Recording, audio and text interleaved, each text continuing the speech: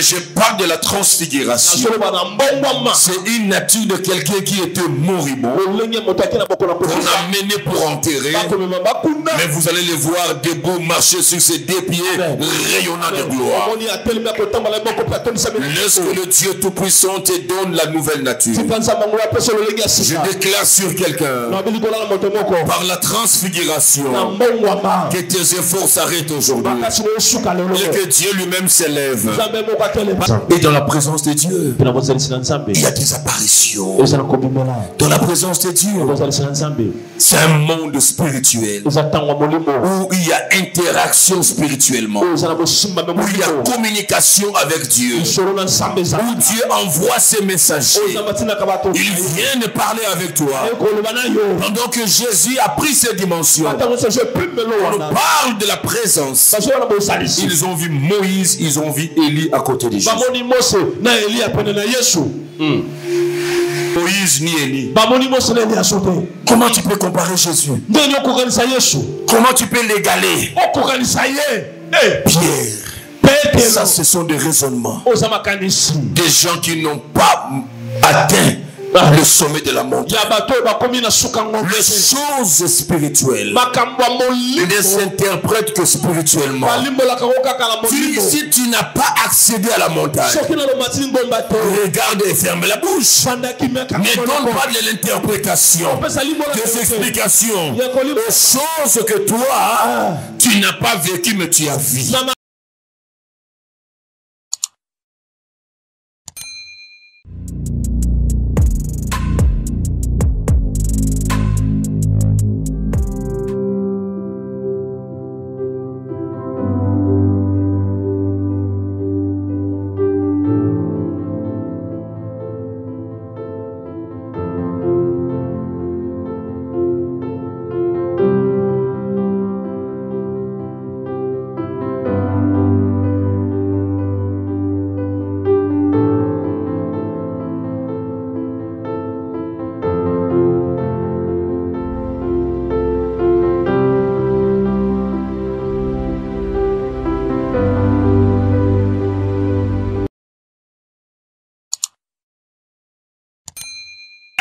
Jésus-Christ, merci.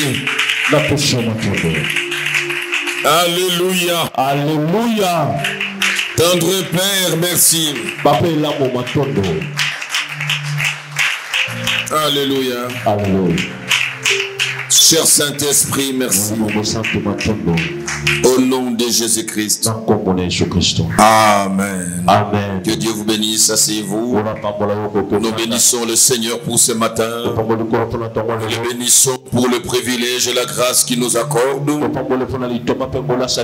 nous soyons ces lieux. Et de surcroît, que nous soyons vivants. Personne n'a mérité ça. Et personne n'a fait l'effort d'être au milieu de nous ce matin et d'être vivant. C'est que vous oubliez parfois, quand nous nous revoyons une semaine après, et nous manquons de quoi dire à Dieu parfois.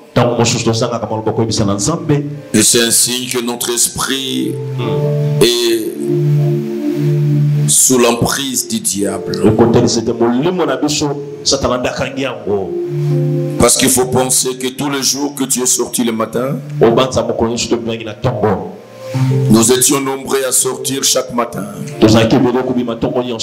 Il y a des ceux en sortant le matin, ils n'ont pas pu retourner dans leur maison.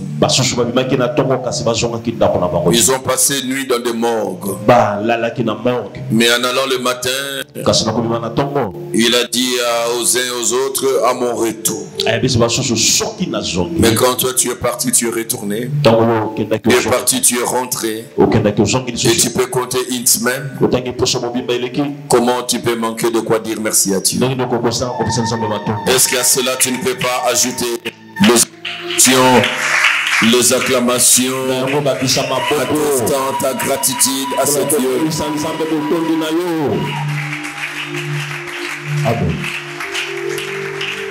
j'aime ce Dieu. Il est la raison de mon existence. J'existe par lui. J'existe par lui. Et je bénis son nom. Parce que toi aussi tu existes par lui. Matthieu chapitre 17. Matthieu chapitre 17. Matthieu chapitre 17. Matthieu chapitre 17. Nous allons lire à partir du verset 1er jusqu'au verset 13e. Verset 13.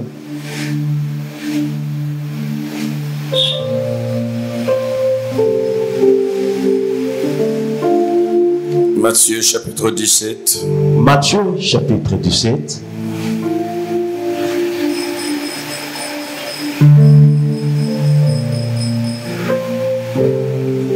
Si vous trouvez, nous allons faire la lecture, on se tient debout. Gloire au Seigneur, nous allons lire la parole. Je les lis d'abord avec ma version Le Semmer. 6 jours plus tard, Jésus prit avec lui Pierre, Jean et Jacques, son frère. Et les amena sur une haute montagne à l'écart. Il fut transfiguré devant eux. Son visage s'est mis à resplendir comme le soleil. Ses vêtements prirent une blancheur éclatante,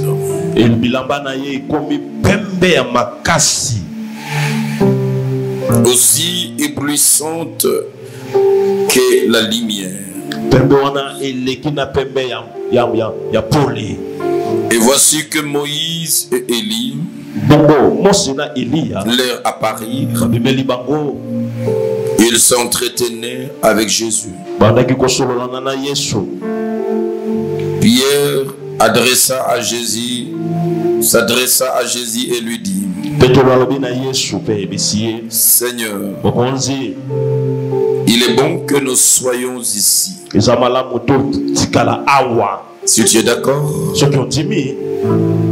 je vais dresser ici 3 tentes. Une pour toi, une pour Moïse et une pour Élie. Pendant qu'il parlait ainsi, une nuée lumineuse les enveloppa.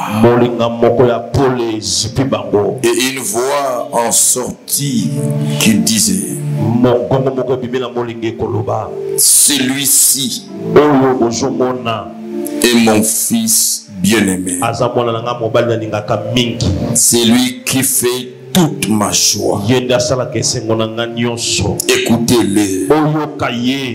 En entendant cette voix, le disciple fut rempli de terreur et tombèrent visage contre terre.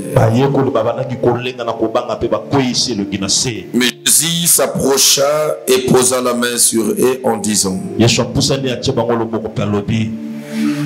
relevez-vous et n'ayez pas peur.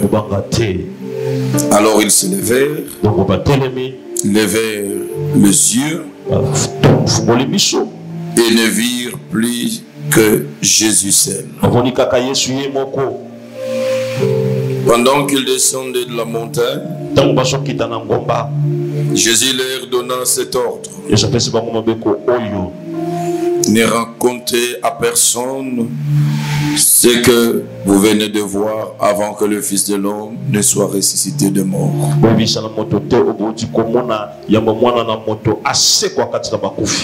Les disciples lui demandèrent alors: pourquoi donc les spécialistes de la loi disent-ils qu'Élie doit venir en premier lieu?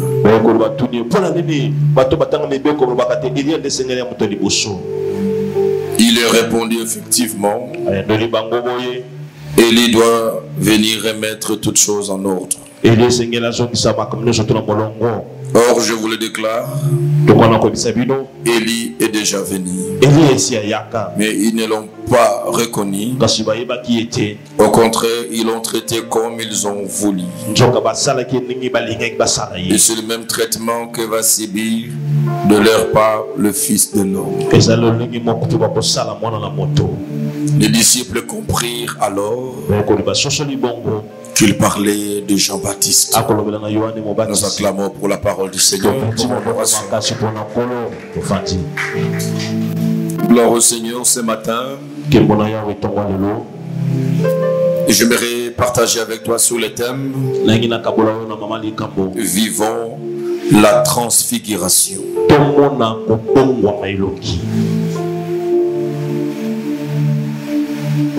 Pas voyons la transfiguration, mais vivons la transfiguration. Très bien. Vivons la transfiguration.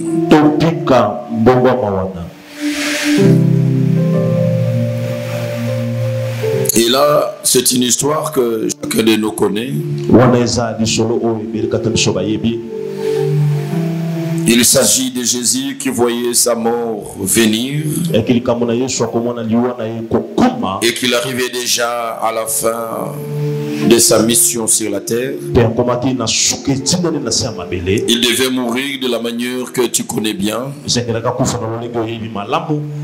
Et Jésus s'obligeait de préparer ses disciples à ce scandale qui allait arriver. Scandale pourquoi? Parce qu'il devait voir celui qui était maître, celui qui imposait un nouvel ordre de vie, de guérison, de délivrance. Et ils vont le voir lui-même être pris comme un prisonnier. Et il sera incapable de réagir.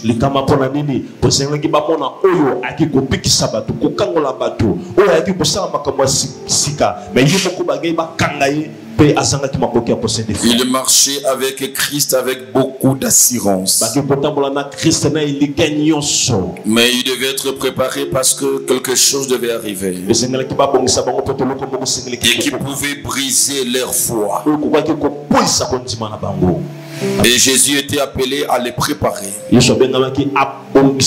les disciples qui connaissaient Jésus un peu plus bien dans la dimension humaine, ils savaient le toucher, ils savaient voir ses émotions. Quand il était triste, il pleurait même devant le tombeau de Lazare. Ils ont mangé ensemble. Ils ont envie même dormir pendant que les flots menaçaient la barque. Et ce qui a pénétré leur vie, c'était Jésus homme.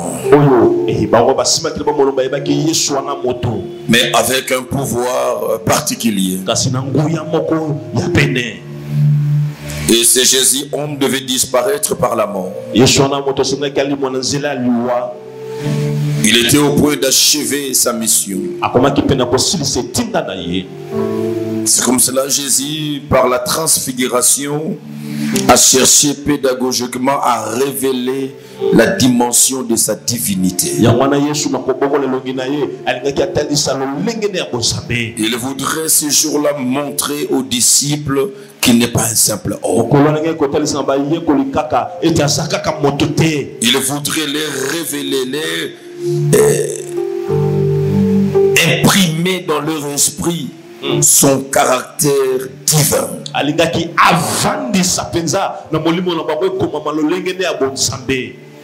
C'est comme cela que cette partition commence par 6 jours après.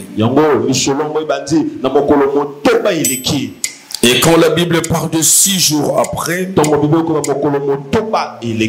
nombre 6, c'est le nombre de l'homme. Quand on parle du chiffre 6, ce chiffre révèle une période du travail de l'homme. Ça révèle l'activité et l'effort de l'homme.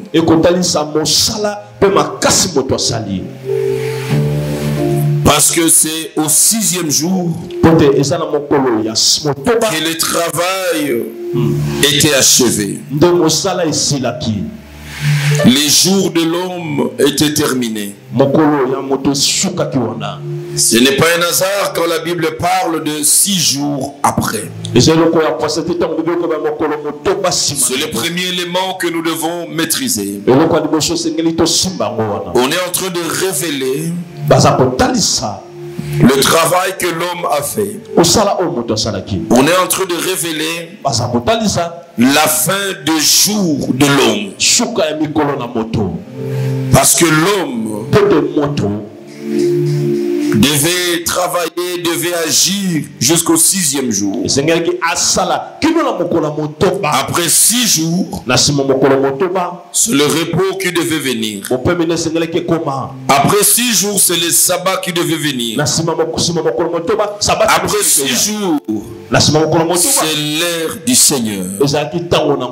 Après 6 jours, c'est le moment de la manifestation de la divinité. Et j'aimerais dire à quelqu'un déjà qu'il y a un temps pour toutes choses. Il y a un temps où tu t'es donné à chercher. Il y a un temps où tu as beaucoup donné de ton énergie. Il y a des choses que tu as faites. En tant qu'homme de démarche que tu as accompli. Des études que tu as réalisées. Des projets que tu as confectionnés, les demandes d'emploi que tu as déposées à gauche et à droite, tu l'as fait pendant 6 jours. Et jusqu'à la fin de ce 6e jour aujourd'hui, et tes efforts n'ont rien produit. Tes efforts n'ont pas été récompensés. Tes demandes traînent dans la plupart d'entreprises, mais tu n'as jamais été appelé. Tu n'as jamais été embauché. La bonne nouvelle que je voudrais t'annoncer ce matin est qu'après 6 jours, il y a toujours un 7e jour. Après 6 jours vient le jour du Seigneur. Si 6 jours t'appartenaient et que tu n'as rien fait avec ces 6 jours, je suis venu dire à quelqu'un qu'après 6 jours, le temps de l'homme s'achève, le temps de tes efforts s'achève, le temps de Dieu qui commence. J'aimerais dire à quelqu'un, tu as fait les efforts, tu as vu les médecins, tu as vu les spécialistes, et tu l'as fait pendant 6 jours. Je suis venu t'annoncer qu'après 6 jours, il y a un 7e jour. Le 7e jour, c'est le jour du repos. C'est le jour du sabbat. C'est le jour sanctifié. C'est le jour où Dieu lui-même se révèle. Je suis venu t'annoncer que le temps a sonné où Dieu veut se révéler dans ta vie. Je parle à quelqu'un, mais il est distrait. Je suis venu t'annoncer le moment où Dieu doit se révéler dans ta situation est arrivé. Il y a eu 6 jours. Mais après, et qu'est-ce qui arrive le 7e jour? Et c'est après 6 jours qu'il y a eu la transfiguration. Et la bonne nouvelle est que si pendant 6 jours les choses n'ont pas changé, le 7e jour c'est le jour de la transfiguration. Oh, quand je parle de la transfiguration c'est le changement de la nature. La personne que vous aviez vue, vous devez la voir avec une autre nature. C'est ça la transfiguration. Jésus qu'ils ont toujours vu, ils l'ont vu ce jour-là d'une autre manière, avec une autre nature. Parce qu'il a porté la nature de la divinité. C'est la nature de la perfection. C'est la nature où il n'y a pas de maladie. C'est la nature où il n'y a pas de souffrance. Et je proclame dans ta vie, 6 jours sont passés, le 7e jour c'est aujourd'hui pour toi. Toi aussi tu vas vivre la transfiguration. Des choses qui n'ont jamais changé de nature. Des choses qui ont gardé depuis toujours leur nature. Que la puissance d'en haut le saisisse. Et que ça change de nature. Je ne sais pas quelle est ta nature d'aujourd'hui. Quelles sont les réalités d'aujourd'hui. Mais je suis venu t'annoncer la transfiguration. C'est le changement total et radical de la nature de quelqu'un. Et quand je parle de la transformation, je ne parle pas de l'amélioration de ta situation. Mais je parle de deux natures qui sont contradictoires, qui sont différentes. Donc je ne parle pas de quelqu'un qui était malade, qui avait 3 plus de malaria et maintenant il reste qu'un seul plus. Là on dirait que la situation s'est améliorée. Mais je parle de la transfiguration. C'est une nature de quelqu'un qui était moribond, qu'on a mené pour enterrer. Mais vous allez le voir debout, marcher sur ses 2 pieds, rayonnant de gloire. Laisse que le Dieu Tout-Puissant te donne la nouvelle nature. Je déclare sur quelqu'un, par la transfiguration, que tes efforts s'arrêtent aujourd'hui. Et que Dieu lui-même s'élève. Parce que c'est le 7e jour. Après 6 jours, c'est Dieu qui s'élève. Après tes efforts, c'est Dieu qui apparaît. Laisse maintenant que Dieu apparaisse dans ta vie. Abandonne avec tes efforts et laisse Dieu agir. Ne continue plus à te bousculer, à te démêler, mais laisse maintenant Dieu prendre sa place.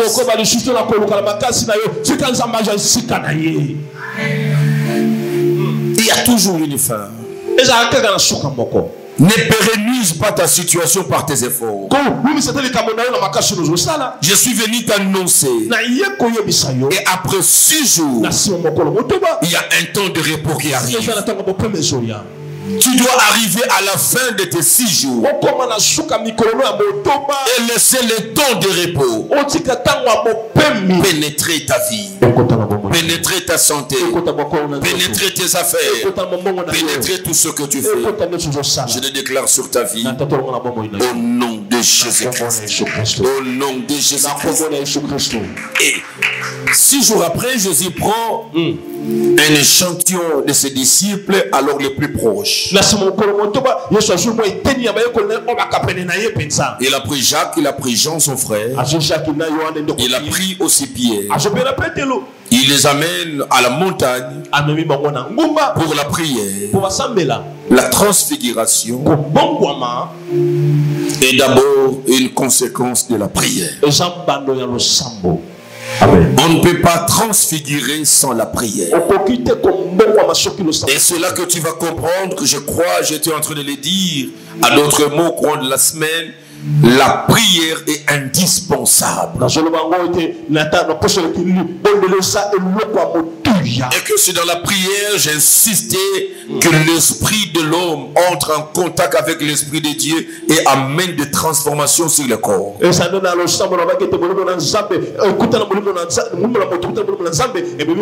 Jésus veut transfigurer. Jésus veut révéler sa nouvelle nature. Jésus veut révéler sa nature sublime. Jésus veut révéler une nature que les apôtres, les disciples n'ont jamais maîtrisée. Et aujourd'hui, je vous parle de vivant la transfiguration. Si Jésus a manifesté la transfiguration. Mon souhait dans ce message est que chacun de nous arrive aussi à vivre dans sa vie la transfiguration. Il s'est observé que ses disciples n'ont pas atteint la dimension de la prière. Ils sont tombés dans la faiblesse de la chair, dans le sommeil, et Jésus a pris la hauteur. Et quand nous parlons de la transfiguration, nous parlons de ce changement où les hommes vont te regarder. Ils vont dire tu n'es plus la même personne que hier. Les gens vont regarder ta vie. Ils vont comparer à ta vie de hier. Ils vont dire réellement ce n'est plus la même personne. Et le souhait de tout le monde est qu'il atteigne ce niveau de transfiguration. Comme pour la plupart de ceux-là que Jésus a guéris, quand les gens les ont vus se poser la question, est-ce que c'est le même monsieur qui était devant le temple qui demandait? Est-ce que c'est le même aveugle qui s'est baladé ça et là? Certains disaient oui, les autres disaient non. Et quand les doutes s'installent sur quelqu'un, cela veut dire l'homme est passé par la transfiguration. Dieu lui a accordé une nouvelle nature. En réalité, en tant qu'enfant de Dieu, tu as une nature qui est propre à toi. Tu n'as pas la nature du commun des mortels. Tu n'as pas la nature que tout le monde est en train de vivre sur la terre. Mais un enfant de Dieu est appelé à vivre une nature propre à elle. Une nature spéciale. Une nature céleste. Parce que tel qu'il est, tel que nous sommes, l'homme est appelé à manifester dans sa vie la nature de son Dieu. Tel qu'il est, tel que nous sommes. Ça, c'est au niveau de la nature. Il faut que ceux qui nous regardent arrivent à observer que tu es le reflet de la gloire. On va voir comment les disciples qui ont vu Jésus, et ils ont fait des témoignages. Jean a témoigné et Pierre a témoigné dans ce livre. Comment ils ont contemplé celui qui était identique à eux. Il était un simple homme. Il mangeait comme eux. Il vivait comme eux. Il se fatiguait comme eux. Il dormait comme eux. Mais comment il a transfiguré et démontré sa nature? Cette nature qui devait s'aggraver dans leur esprit. Pendant que le doute de la résurrection pouvait s'installer 1 ou 2 jours. Il devait penser à ce que Jésus était devenu. Comment cet homme a eu la nature de Dieu. La nature de Dieu comme Dieu présente. Comme la Bible présente Dieu dans l'Ancien Testament. Il s'est révélé comme une nuée. Il s'est révélé aussi comme un feu. Et Jésus a pris la nature.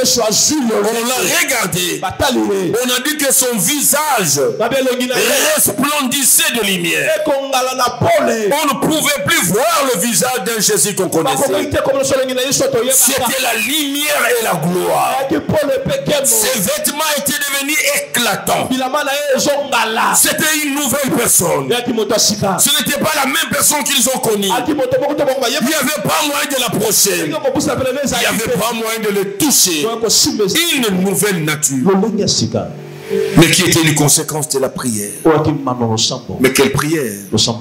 Parce que tous ont commencé à prier. Mais les disciples se sont arrêtés à un moment.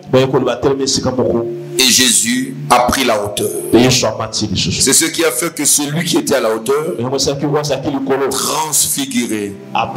Et ceux qui étaient en bas ne transfiguraient pas, mais observaient la transfiguration de celui qui était à la hauteur. Je ne veux pas que tu restes en bas comme un spectateur. Pour voir des hommes que Dieu est en train de se révéler en eux. Je ne veux pas que tu restes dans ton niveau de prière prière trop bas. Où tu ne verras que les autres évoluer et aller de l'avant. Mais toi, tu ne sais pas transfigurer. Tu restes le même hier, aujourd'hui. Je suis en train de dire même éternellement. Non, l'homme est dynamique. Il est appelé à manifester. Au jour le jour, tu dois révéler la dimension de la divinité, la dimension glorieuse, la dimension de gloire qui doit te caractériser. Il faut que ceux qui t'entourent observent en toi. Non, tu n'es pas comme eux. Tu n'as pas les mêmes limites que eux. Ils vont voir que ton rayonnement est différent. Ils vont voir que ta gloire est différente. Ils vont voir que tu es différent de plusieurs. Cette dimension arrive par la transfiguration. Et la transfiguration, c'est la dimension de la prière de la montagne, de la prière de haut niveau, de la prière profonde, où la chair disparaît. J'en parlais de ça, je parle de mercredi et de vendredi. Dans la prière, la chair disparaît. C'est dans la prière qu'ils ont vu Jésus. Ils n'ont pas vu ses mains. Ils n'ont pas vu le Jésus qu'ils ont aujourd'hui. Mais ce qu'ils ont vu, c'est une lumière éclatante. C'est un visage resplendissant. Ce sont des vêtements éclatants dans la présence de Dieu. Et dans la présence de Dieu, il y a des apparitions. Dans la présence de Dieu, c'est un monde spirituel où il y a interaction spirituellement, où il y a communication avec Dieu, où Dieu envoie ses messagers.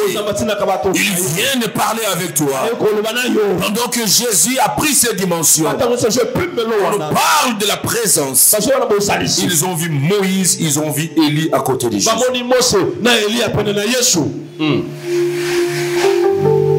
Moïse et Élie. Là, c'était comme un spectacle.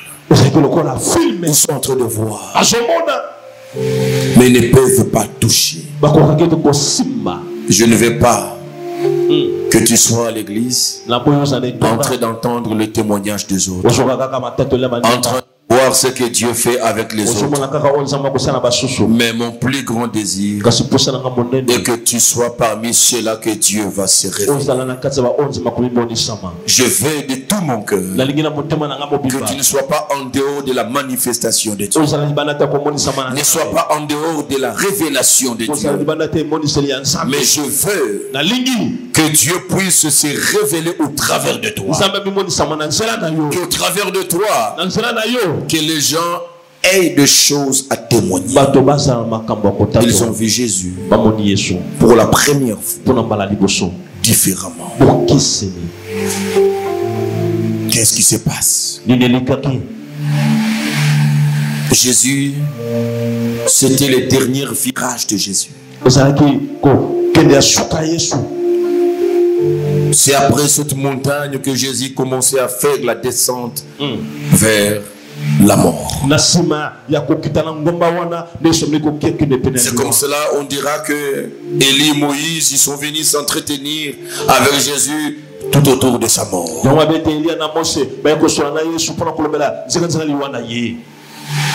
Mais non, écoutez.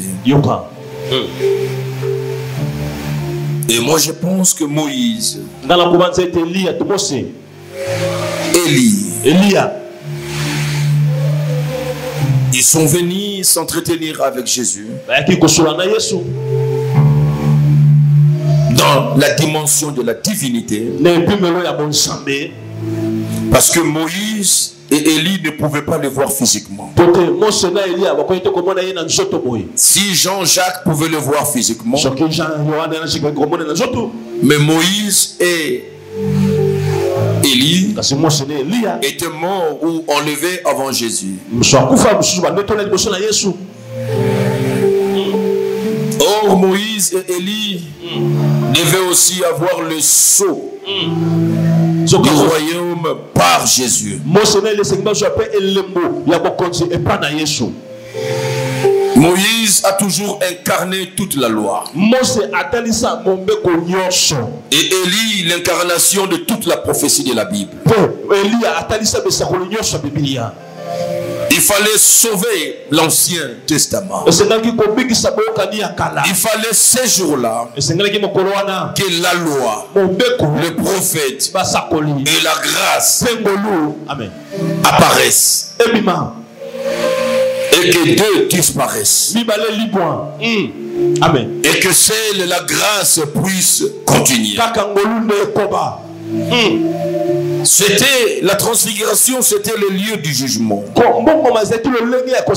Et Jésus en tant qu'homme ne pouvait pas juger. C'est comme cela qu'il a pris la dimension de la divinité. Le pouvoir du jugement lui a été donné. Et il devait juger la loi. Il devait juger les prophètes. C'est comme cela que Moïse est apparu. La loi est passée devant lui. Les prophètes sont passés avec toutes les prophéties devant Jésus. Et c'est comme cela que le prophète et la loi, la Bible les appelle les brigands, devait aller avec Jésus à la croix. Ce n'est pas un hasard, il devait être entouré de deux brigands. Le premier brigand qui a échoué, il s'appelle la loi. Le deuxième brigand qui a échoué, il s'appelle la prophétie. Car ni la loi, ni la prophétie ne pouvaient sauver l'homme. Il a fallu que Jésus vienne. Là où la loi a échoué, là où les prophéties ont échoué, Jésus devait venir sauver l'homme. Et il devait les amener à la croix. Avant de partir à la croix, c'est la transfiguration où ils ont été jugés, condamnés. Il les amène à la croix. Et tous devaient mourir. Seul celui que Dieu devait agréer devait revenir à la vie. C'est pour cela qu'ils sont morts à croix. Mais il n'y a que Christ qui est revenu à la vie. C'est Jésus. On ne peut pas parler de la loi aujourd'hui. On ne peut pas parler de la prophétie. La prophétie ne sauve pas. Elle ne sauvera jamais. La loi n'a jamais sauvé. Et l'observance de la loi ne sauve jamais. Il n'y a que Jésus. Il n'y a que Jésus. Il n'y a que Jésus qui peut sauver. Amen. Amen. C'est pour cela qu'ils sont à Paris. Parce que eux aussi avaient besoin de la grâce. Jésus, c'est la grâce. Amen. Jésus, c'est la grâce. Jésus, ce n'est pas la loi. Un jour, je vous ai dit, si on ne peut pas, Jésus n'a jamais donné une prophétie à quelqu'un. Vous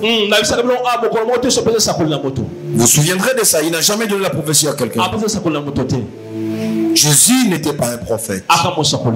Et Jésus, quand on les rencontre, il ne donne pas la prophétie. Celui qui donne la prophétie, c'est celui qui n'est pas capable de son accomplissement.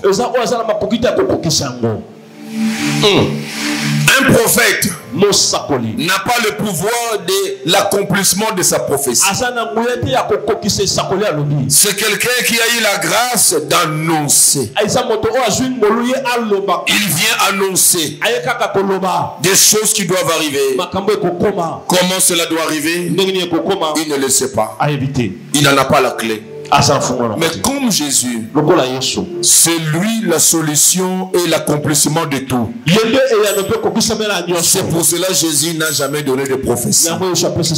Lui, Jésus n'est pas la prophétie, mais Jésus est la parole. Celui qui reçoit la parole croit à la parole. La parole produit les effets de transformation et de miracles qui se passent.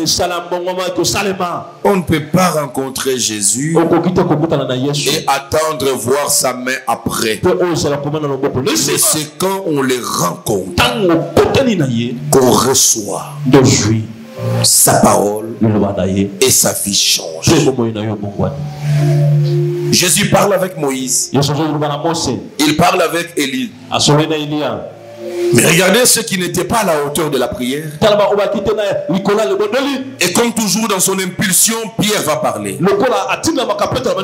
Parce que lui ne supporte pas voir et sans parler. Il est impulsif, il parle. Et il a parlé tout en étant insensé. Parce que les choses de l'esprit ne se comprennent qu'à l'esprit. Ne se comprennent jamais avec la nature.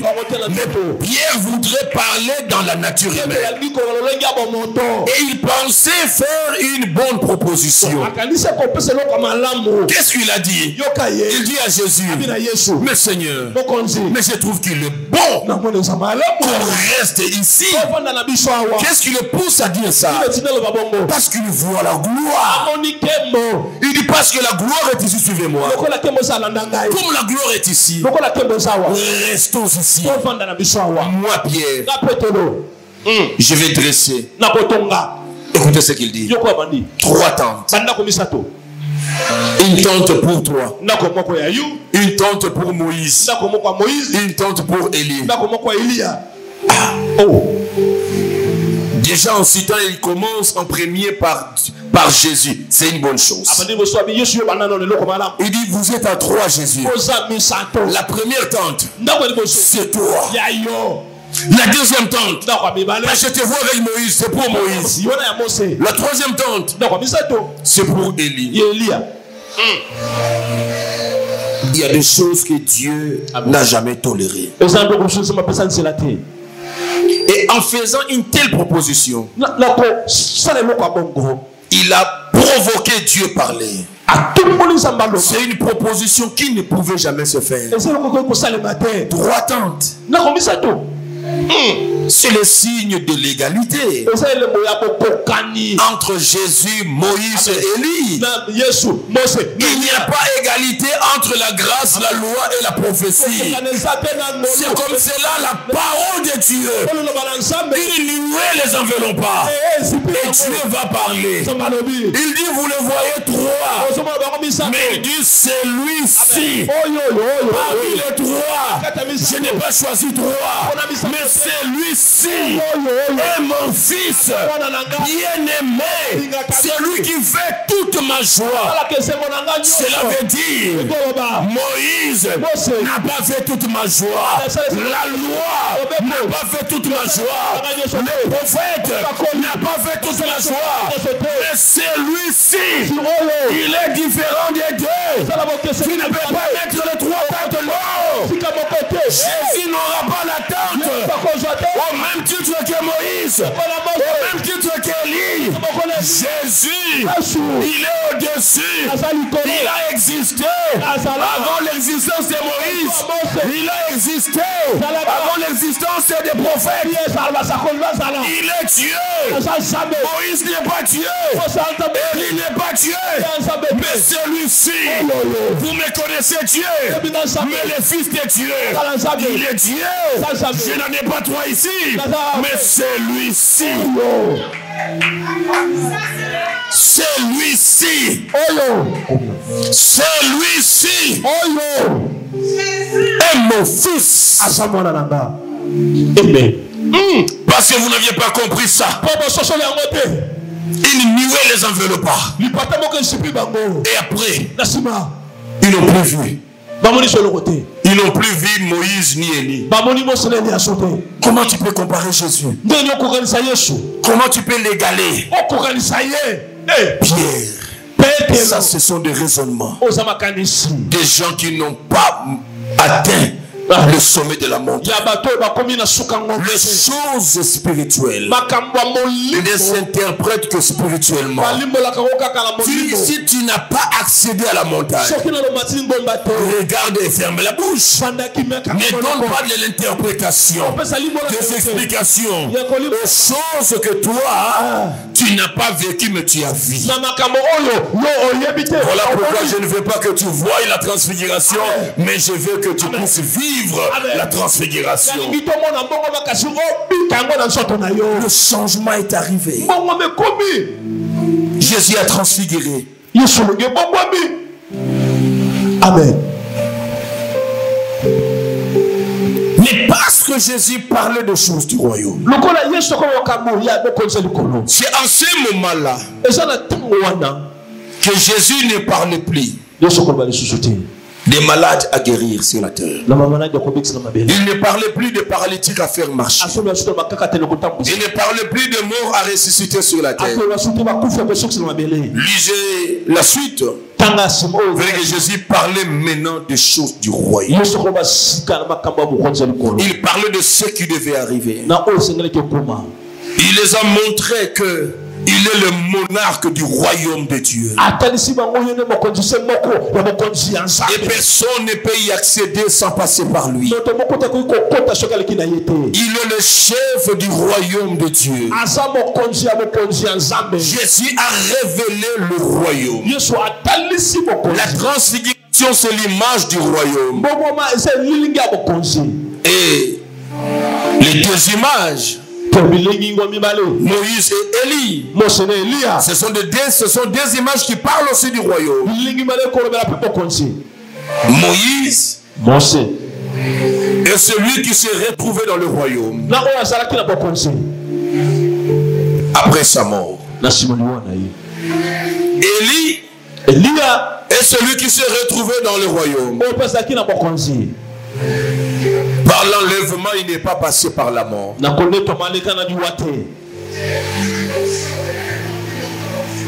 C'était la préfiguration des choses du royaume. Jésus révélait les deux voies par lesquelles l'humanité va accéder dans son royaume. Soit vous passerez par la voie de Moïse. Il y a de ceux qui vont mourir d'abord, et après la mort, ils vont vivre le millénium avec Dieu dans son royaume. Mais il a dit tous ne mourront pas. Il y a de ceux qui ne mourront pas, mais qui vont vivre l'enlèvement. Il y a deux catégories qui seront tout autour de Christ. Il y a de ceux qui vont mourir, et la mort ne sera pas la fin. La mort sera le début du commencement. Après la mort, c'est le millénium que nous allons vivre avec les rois de rois, le Seigneur de son royaume. Mais il a dit il n'aura pas seulement eux à ses côtés, mais il y a d'autres. C'est par l'enlèvement. Le Seigneur revient, il trouvera certains, nous serons encore vivants. Nous ne passerons pas dans des morts dans le cimetière. Il est vu comme Élie. Il est monté au ciel sans passer par la mort. Je vous attends, vous autres aussi. Les jours de l'enlèvement, vous viendrez auprès de moi. Vous qui n'aurez jamais connu la mort, j'aurai besoin de vous. Mais Moïse à gauche, mais Élie à droite. C'est la dimension du royaume. Il a annoncé le royaume et le voie par lequel les hommes doivent passer. Le royaume. Disons Jean chapitre 1er. Jean chapitre 1er. Jean chapitre 1er, je vais lire avec la version que tu as, 8 secondes.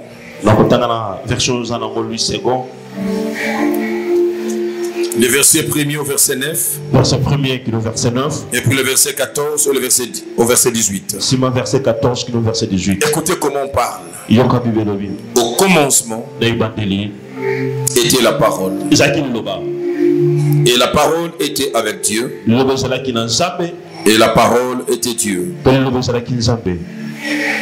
Elle était au commencement avec Dieu. La parole était au commencement avec Dieu. Toutes choses ont été faites par elle. Et rien de ce qui a été fait n'a été fait sans elle. En elle était la vie. Et la vie était la lumière des hommes. C'est comme cela ce jour-là, Jacques, Jean et Pierre ont vu la lumière qui sortait de la vie de Christ. La lumière, lui, dans les ténèbres, et les ténèbres ne l'ont point reçu. Il y a eu un homme envoyé de Dieu. Son nom était Jean. Il vint pour servir de témoin, pour rendre témoignage à la lumière, afin que tous crissent par lui. Il n'était pas la lumière, mais il parie pour rendre témoignage à la lumière. Cette lumière était la véritable lumière qui, en venant dans le monde, éclaire tout homme.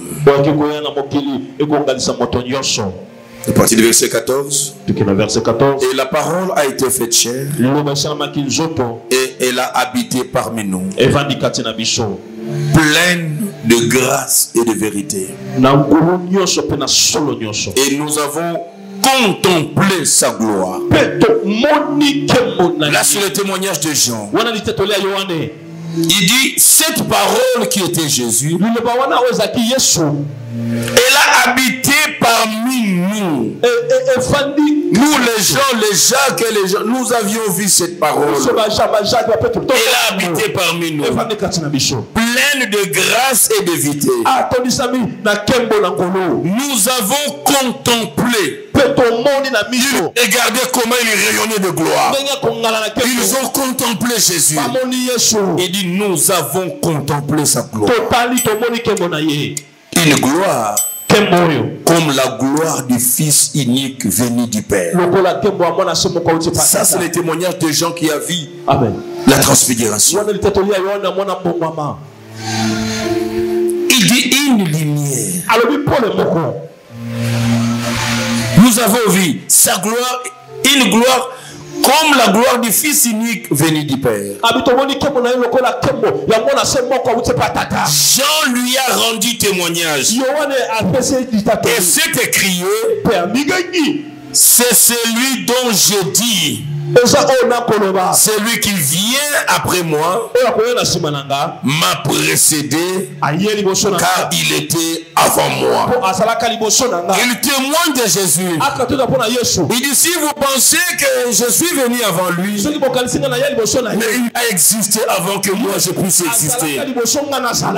Nous avons tous récit de sa plénitude grâce pour grâce. Écoutez le verset 17. Car la loi a été donnée par Moïse. La grâce et la vérité sont venues par Jésus. La loi est venue par Moïse, mais la grâce et la vérité sont venues par qui? Par Jésus.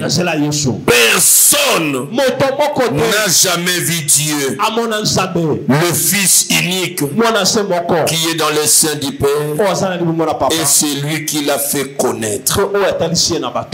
Il n'y a que Christ qui peut révéler Dieu dans notre vie, parce qu'il est lui-même Dieu. Là, c'est le témoignage de Jean-Baptiste. Nous allons lire Luc chapitre 17. Luc 17. Parce que Jésus parle du royaume, et je vais finir sur le témoignage de Pierre. Mais parlons d'abord du royaume. Jésus parle du royaume dans la transfiguration. Luc chapitre 17. Luc chapitre 17. À partir du verset 22. Jusqu'au verset 36. La Bible dit ceci. Et il dit aux disciples, des jours viendront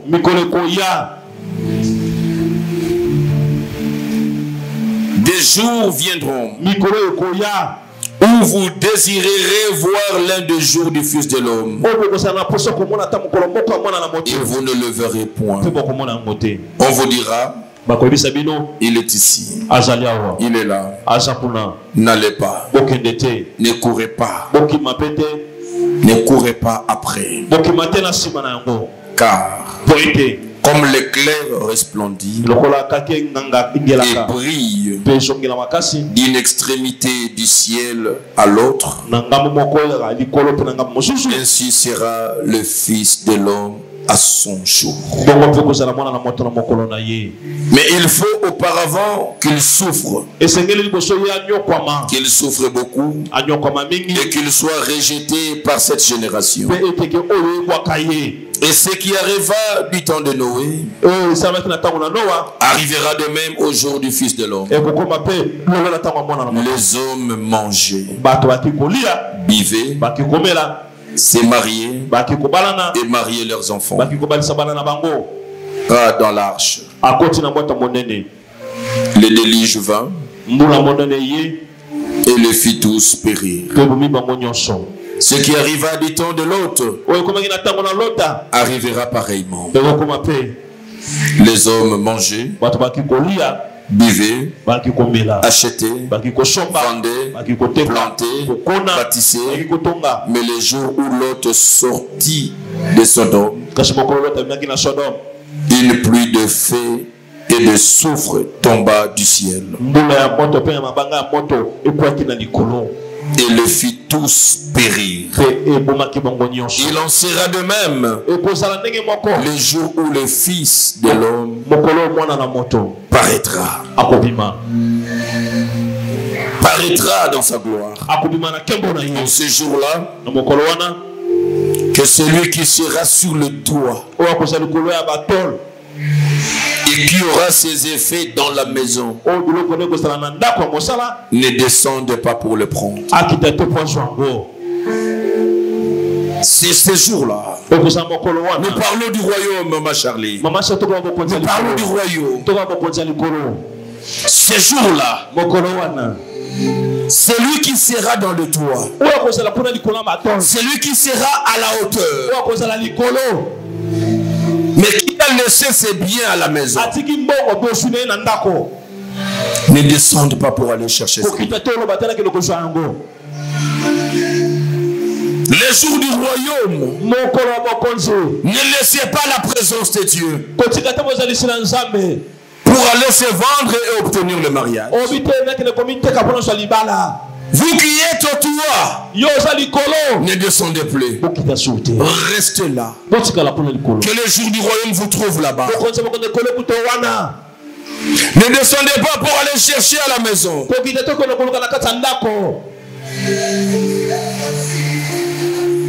Que celui qui sera dans le champ ne retourne pas non plus en arrière. Toi qui sers Dieu, toi qui es dans le champ de Dieu, que le jour du Seigneur ne te trouve pas rétrogradé. La Bible dit, celui qui est dans le champ ne retourne pas en arrière. Je te parle du royaume. Que rien ne puisse t'ébranler, ma soeur, mon frère. Que rien ne puisse t'empêcher à continuer à servir Dieu. Même pas la souffrance, même pas la faim, même pas la maladie. Que rien ne te décourage. Que ceux qui sont dans le champ, attendez dans le champ. Si tu vas mourir, dans le champ. Si tu seras enlevé, dans le champ. Mais ne retourne pas en arrière. Ne retournez pas en arrière.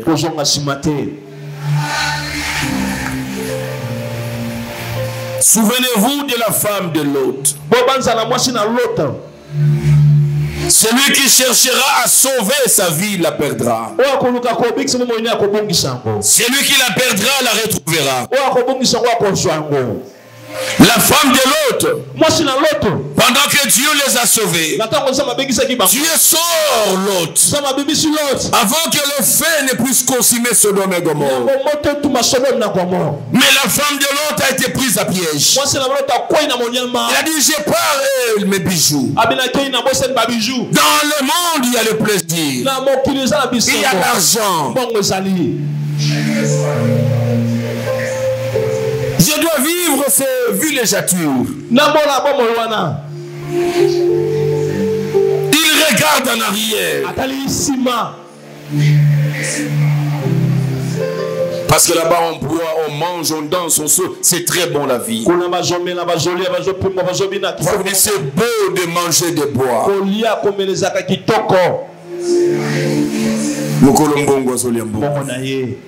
Ça s'est mangé à Sodome et Gomorrhe. Ne soyez pas comme la femme de Lot. Tu es à l'église, mais tu es tiré par le monde. Tu es à l'église, mais tu envies ceux qui sont au monde. Tu envies ceux qu'ils boivent, ceux qu'ils mangent, ceux qu'ils portent comme habit. Tu envies leur style de vie. Mais tu as tué de la maison de Dieu. Tu envies leur style, voilà pourquoi tu commences à mener leur style à l'église. Tu commences à t'habiller comme les païens. Tu commences à te maquiller comme les païens. Tu commences à mettre le faux cheveux comme les païens.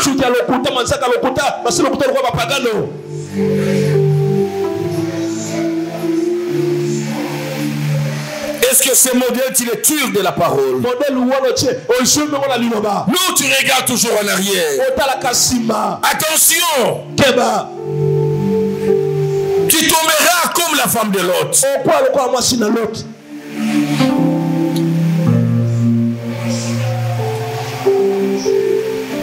Tu regardes dans le monde pour t'habiller. Tu regardes dans le monde pour te coiffer. Tu regardes dans le monde pour poser les actes. Tu resteras une statue de sel.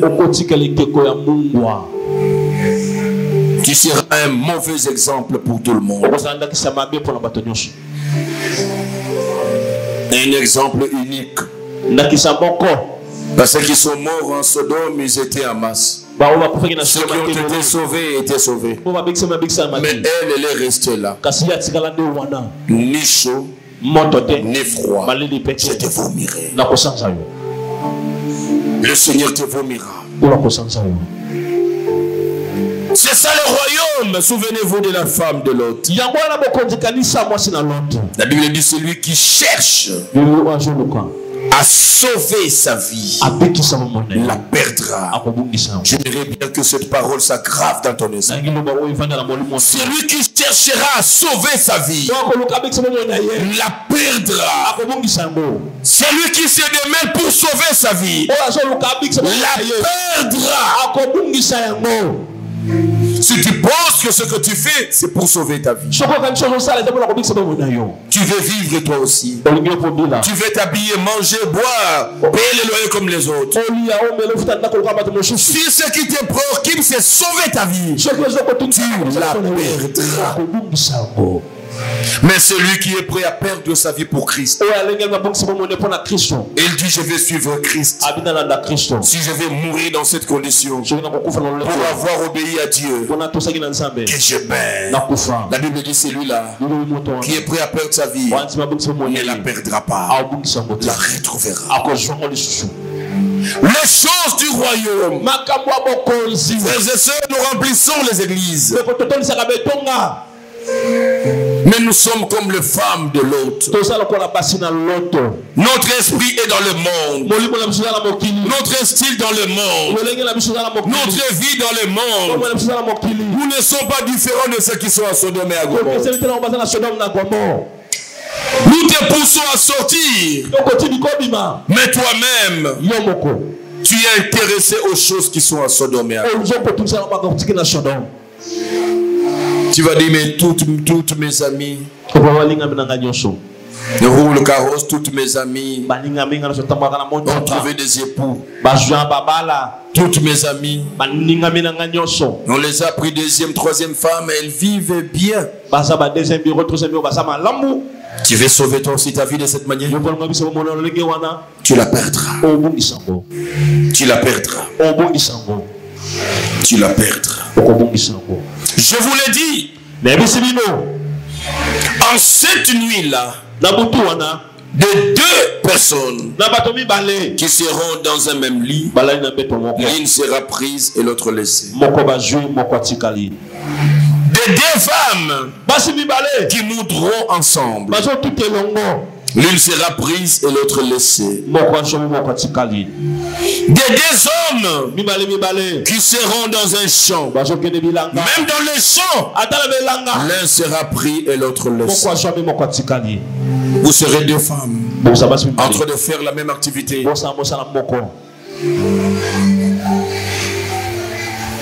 Mais l'une sera prise et l'autre laissée.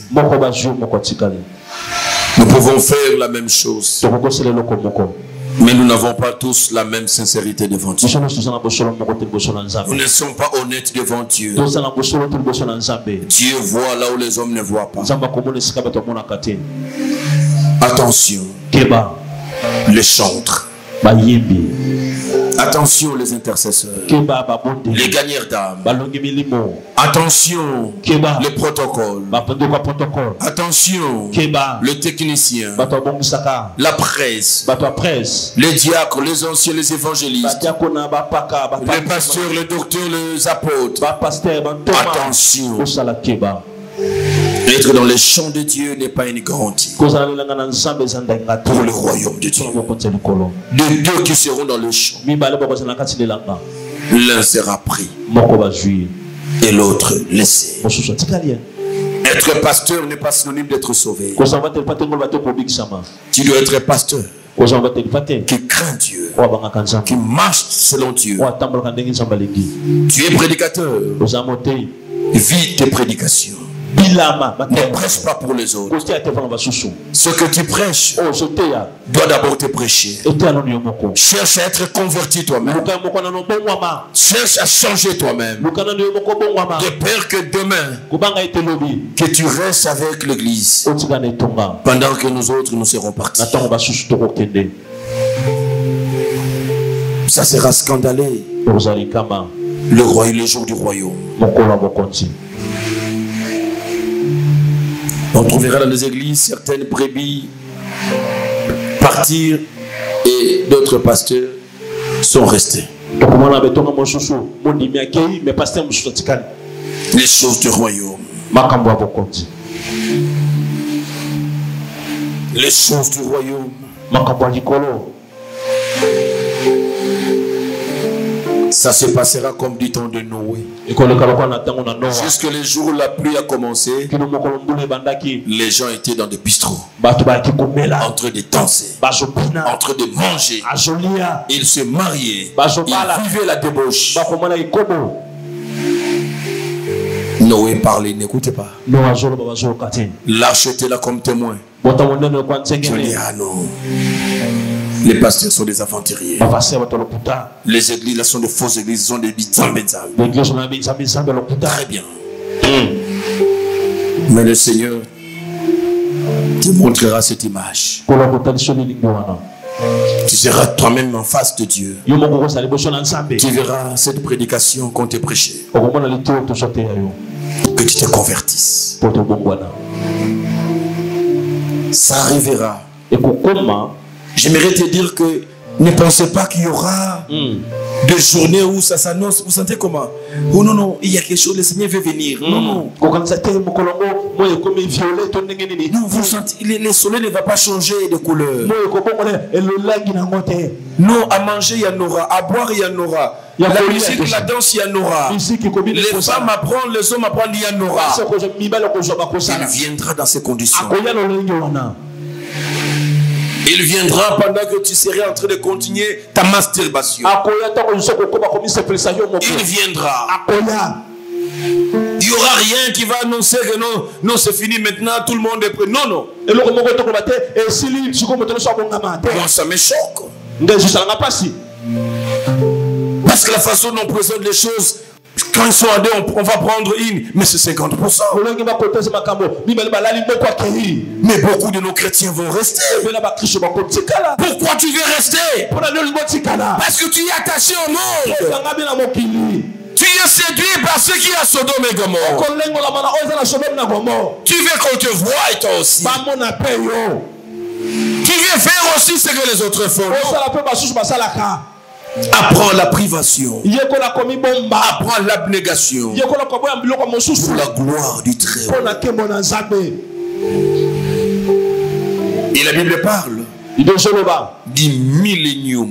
Nous allons régner pendant un millénium. Donc on doit 1000 ans. Mais toi, tu es en train de lutter avec tes 22 ans, tes 30 ans, tes 40 ans, tes 50 ans. Et tu viens mourir dans ces conditions-là. Et les milléniums, 1000 ans, tu les passeras. Soit dans la souffrance, soit dans la gloire, dans le roi. 1000 ans. Non, je ne céderai pas. Je ne vais pas satisfaire mes 50 ans aujourd'hui. Je ne vais pas satisfaire mes 30 ans aujourd'hui. Je ne vais pas satisfaire mes 25 ans d'aujourd'hui. Pour perdre la joie de 1000 ans. C'est insensé. C'est insensé. C'est insensé. J'ai fini par un Pierre. Deux Pierre, excusez-moi. Là où Pierre est en train de témoigner lui aussi. Deux Pierre chapitre 1er, verset 16, verset 18. Deux Pierre chapitre 1er, verset 16, verset 18. La Bible dit ceci.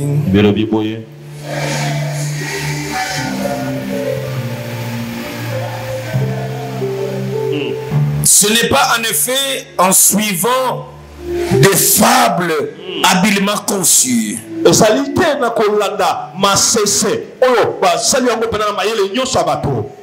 que nous avons fait connaître la puissance et l'avènement de notre Seigneur Jésus-Christ. Mais c'est comme ayant vu sa majesté. Il dit c'est après avoir vu sa majesté de nos propres yeux, nous ne devons douter de rien. Pierre dit, je l'ai vu de mes propres yeux. J'étais le jour de la transfiguration. Car il a reçu de Dieu le Père l'honneur et gloire. Quand la gloire magnifique lui fit entendre une voix qui disait, celui-ci est mon fils bien-aimé, en qui j'ai mis toute mon affection. Et nous avons entendu cette voix du ciel lorsque nous étions avec lui sur la sainte montagne. Frères et sœurs, qu'est-ce qui peut encore te pousser à remettre en cause la parole de Dieu? Pourquoi tu doutes que ce monde connaîtra une fin? Pourquoi tu doutes que le royaume est en train d'arriver? Pourquoi tu vis comme si la fin n'existe pas? Pierre dit, je l'ai vu de mes propres yeux. J'ai vu la gloire qui lui a été donnée. Jean l'a témoigné. Et moi, je te le témoigne par sa parole. Frères et sœurs, vivons la transfiguration. Tu as une nature pécheresse. Tu as une nature faible.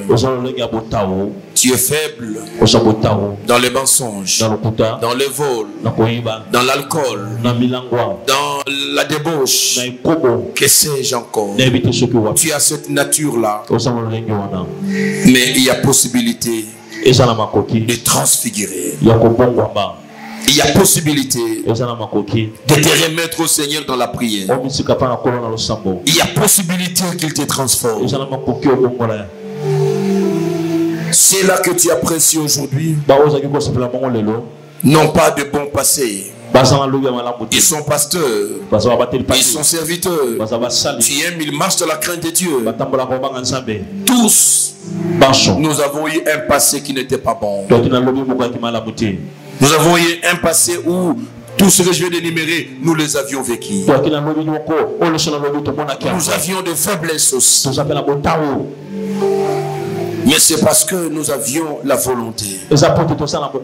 Nous étions honnêtes vis-à-vis de notre Dieu. Et chaque fois on savait revenir pour dire à Dieu, je n'en peux plus. Prends-moi. en charge.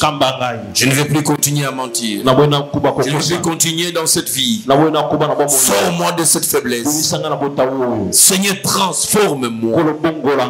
Que ma vie transfigure. Que j'ai une autre image. Que je puisse avoir une autre nature. Et ce Dieu nous a aidés. Ce Dieu peut aussi t'aider. Il peut aussi t'aider. Si et seulement si tu acceptes. Si et seulement si tu comprends que c'est un danger que tu cours. Il y a deux voies pour entrer dans le royaume. Par la voie de Moïse, donc tu peux mourir. Et à tout moment. Je m'adresse à quelqu'un. La mort peut venir à tout moment. Je veux que tu l'entendes, je répète. La mort peut venir à tout moment. Personne n'a la certitude de passer la nuit d'aujourd'hui chez lui à la maison. Pendant que je parle, dans le monde, il y a beaucoup qui sont vivants et qui ont la forme physique indiscutable, qui sautent, qui mangent, qui dansent. Mais ce qu'ils ne savent pas, il leur reste seulement quelques heures. Ils passeront cette nuit dans des morgues. La nuit d'aujourd'hui dans des morgues. Mais ils sont encore vivants. Ils ont encore la possibilité d'être sauvé. Tu as encore la possibilité d'être sauvé. Tu peux sortir, on te cogne par un véhicule, se finit. On va cogner le corps. Même quand il permet que tu meurs. Mais rassure-toi que ton âme est sauvée. Que ton âme va dans la paix. Nous allons te pleurer parce que nous t'aimions. Mais nous finirons par glorifier Dieu parce que tu nous as précédés. Prépare-toi, frères et sœurs. Ne vis pas comme si la clé de la fin tu en as dans ta poche. Ne vis pas comme si tu calcules chaque jour, tu vois dans l'ordinateur que j'ai encore 50 ans. Non. Si tu penses que tu as encore 50 ans, et Dieu sait que ce monde n'a plus 50 ans d'existence. Et si ça ne vient pas par Moïse, ça viendra par Élie. Dieu sait dans combien de temps il mettra fin à ce monde. Il ne nous a pas donné la date, mais il nous a dit surveiller le signe. Quel amour, il nous a donné des signes à observer. Quel est ce signe qui n'est pas encore accompli? Quel est ce signe qui n'est pas encore accompli? Tous les signes avant-coureurs se sont accomplis. À tout moment, nous pouvons aller dans le royaume par la voie d'Élie, par l'enlèvement de l'église. L'enlèvement te trouvera où? Sur quel couloir? Dans quelle ville? Dans quelle maison? En train de dire quoi? En train de faire quoi? Ça te trouvera où?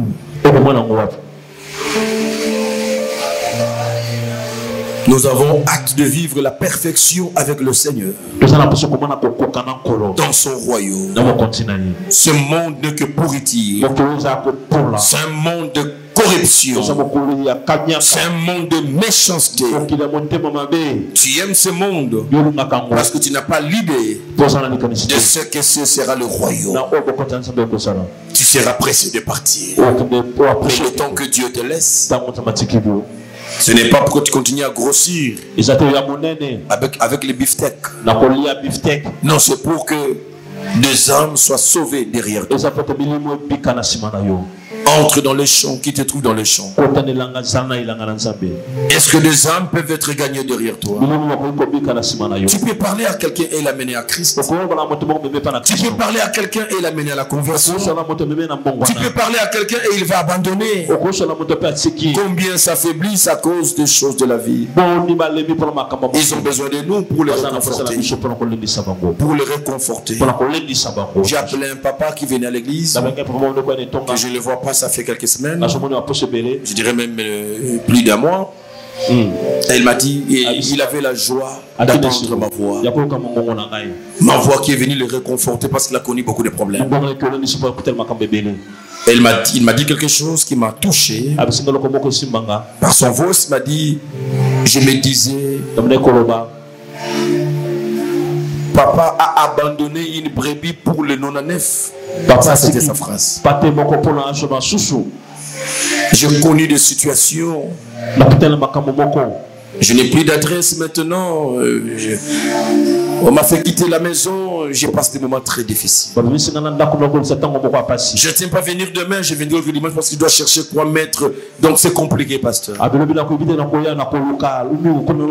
le message que vous m'avez laissé m'a réconforté. J'avais besoin de votre voix pour me réconforter. Donc, il y a des âmes qui ont besoin d'être réconfortées. Chers serviteurs, est-ce que vous faites votre travail? Ou bien vous tirez des vestes et des cravates? Est-ce que vous faites votre travail, berger? Il y a des âmes qui ont besoin de réconforter. Est-ce que vous les suivez? Est-ce que vous suivez les brebis? Est-ce que vous êtes proche des brebis? Est-ce que vous surveillez qui n'est pas venu, qui est venu? Et savoir pourquoi il n'est pas venu? Est-ce que vous arrivez sur place? Même quand il est à Maloué, quand il faut y aller. Donnez le temps, vous suivez partout où vous étiez. Et vous devez le faire pour les autres. Qu'il vous trouve dans les champs, pas en train de chercher l'argent pour vos femmes et vos familles, mais qu'il vous trouve dans son champ, en train de gagner les âmes, en train de sauver des vies. Vivez la transfiguration, s'il vous plaît. Je ne veux pas que vous restiez le même, mais que vous aussi vous soyez transformés. Que la chair disparaisse. Ce qui fait ombrage à la gloire de Dieu, c'est votre chair. C'est un voile. Brisez votre chair. Laissez la gloire resplendir. On a regardé Christ, on n'a pas vu son corps. On a vu la lumière. Je prie Dieu que vos vies deviennent des lumières, que vos vies deviennent glorieuses, que vos vies deviennent des grandes lumières resplendissantes. Je les déclare sur vous au nom de Jésus-Christ. Amen. Nous acclamons pour la parole du Seigneur.